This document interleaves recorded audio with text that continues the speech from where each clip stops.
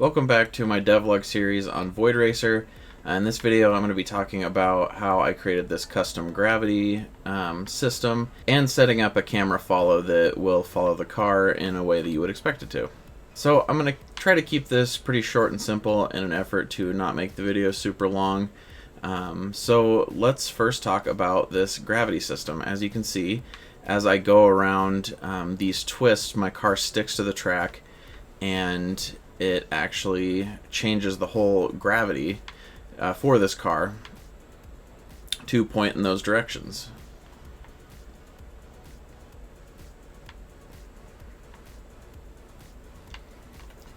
So let's take a look at how I did this. First, let's take a look at this car system itself. I thought I was going to have to do something crazy with each wheel to make sure that gravity is applied the right way. But it turns out that these wheel colliders don't actually have a rigid body. They just use the car's rigid body. So that simplifies things quite a bit. The wheels really just kind of act like springs to cushion the fall when they're falling on the wheels.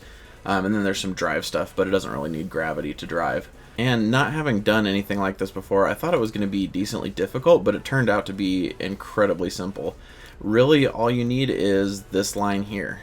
I do a little bit more than this. I mostly just get the rigid body for the car, and then I turn off use gravity. And gravity is just a constant force, and the default and Earth's gravity is set to negative 9.81. So you can think about it like multiplying vector3 dot up by negative 9.81 and then making sure that it's an acceleration force, because gravity is an acceleration force. And that basically just means that you have a constant force of negative 9.81 pushing down on you because of that up direction. So knowing that, all we have to do is switch that up direction and gravity just works. And we can even do things like jump. I've got a jump thing enabled here, and it's just applying a positive force in that up direction. And it really is just as simple as that. Where the complexity comes in is sort of orienting the car. As you can see, I've got a jump here. I'll talk a bit more about that later. But the problem is making sure that the car is oriented so it can land on the wheels depending on the gravity. And luckily the track kind of does that for me. So as I go here, the track twists the car, and the gravity just kind of works with that section of track. So that works out really, really nicely, and I don't have to do anything specific. And also I have the ability to maneuver my car in air. So there is in-air controls for this car, so I can tilt it, I can rearrange it. So if I was ever in a situation where the track wasn't controlling the car, I could just change it myself. So as you can see here, I am completely upside down and I can still jump, and everything still behaves pretty much normal. I'm just, gravity's going the other direction. Even if I jump off the side, now my car will be falling completely up. So it's not like attracting me to the track or anything like that. It literally just changes the gravity. So how do you know when to change the gravity? Because that was one of the big things that I needed to work on. I thought about trying to get the normal for the track pieces, because if you can see that each of these are their own faces, you can see little lines there. So I could try to get the normal of those faces, and it would tell me what direction the gravity needs to be going. But I thought that might be overkill for what I'm trying to do. So I went a simpler solution of just having colliders. And if I click on this, you can see them here. So these are basically only in places where the gravity needs to change. So if I click on this one here, you can see that as I'm coming into this turn, gravity is still normal. And I only have this one here in case you're going the wrong way on the track, that gravity will still flip back. But then if I flip to this one right here, you can see that gravity is now pointing in the negative X direction. So as soon as the car comes into contact with this box here, it changes the gravity. And here is the function for that. Really simple. It basically just gets the track node script that I created and gets the up direction from it. and then that becomes the up direction for gravity, and then it also sets it for the camera, but I'll get more into the camera in a second.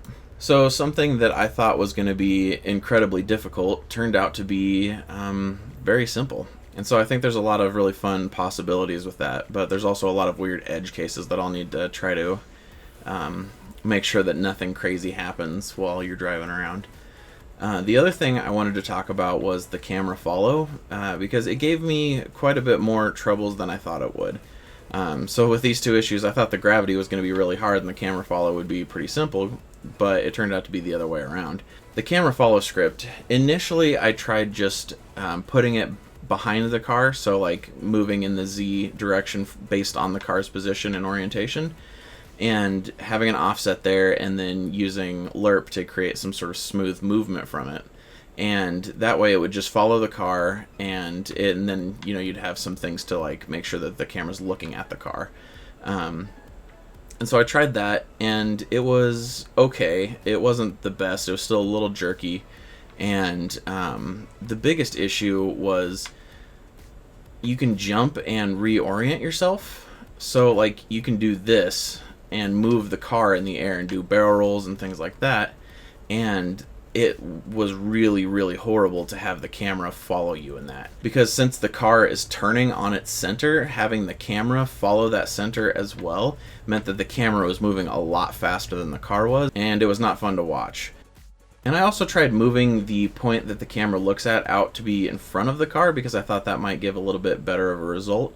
And I think it did. It still just suffered from the problem of flailing around when the car does.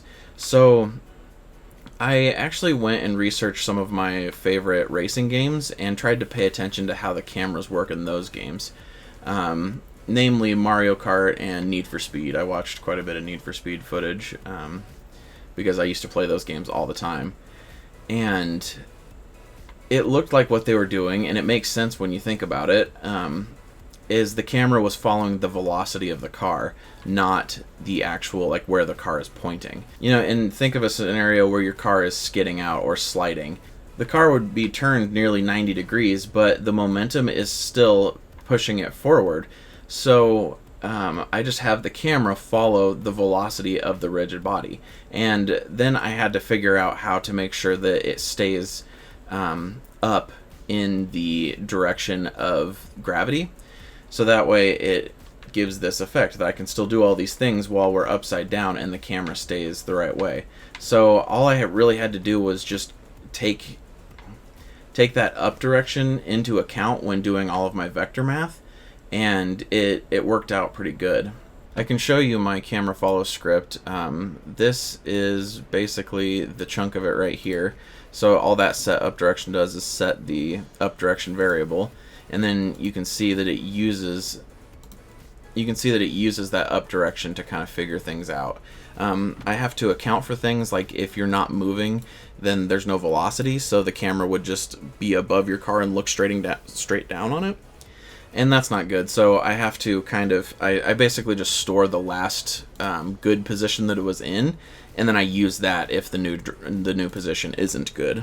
I'm basically just using the dot product between the up direction and the direction of the velocity that the car is traveling, and if those two are close to parallel, then that tells me that the car is either falling or sitting still, because it's moving along the up direction, and I get the absolute value, so it can be moving away from the up direction. But if those two are closer to perpendicular, then they're good to be used for the position of the camera. I also think it's kind of cool to see in the zoomed out view in the scene editor here, so you can see the car moving along. I'm playing on the other screen, but you can see a little bit closer what the car is doing when it hits those specific areas, and changing the gravity.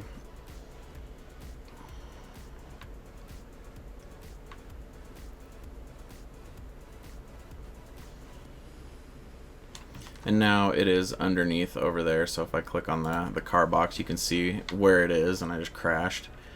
But I'll be coming back out through these couple twists here, and we're good to go again. Alright, well, thank you guys for watching. Let me know if you have any questions or if you'd like me to elaborate on anything, because I can break this down further if you guys are interested. And then I will see you guys next time.